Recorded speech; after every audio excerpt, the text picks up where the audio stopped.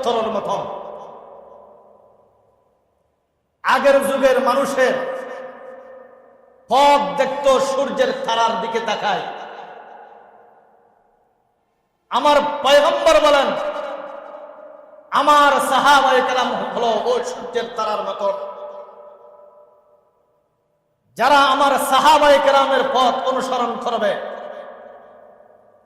যারা আমার সাহাবায়ে কেরামকে পথ প্রদর্শক মানবে, আমার পয়গম্বর বলেন সে অবশ্যই সহি সিরাতুল মুস্তাকিম পথ পাবে, জান্নাতের রাস্তা সহজে পৌঁছে যেতে পারবে। বড় করে বলেন সুবহানাল্লাহ। সাহাবায়ে কেরামকে মুহাব্বত, সাহাবায়ে কেরামের মুহাব্বত আমার অন্তরে, আপনার অন্তরে অবশ্যই অবশ্যই থাকতে হবে। যার ভিতরে সাহাবায়ে কেরামের মুহাব্বত নাই, যার অন্তরে সাহাবায়ে কেরামের মুহাব্বত যার অন্তরে নাই, সে কখনো মুসলমান হতে পারে না। মুসলমান তার অন্তরে মুসলমানই থাকতে পারে না। কেন?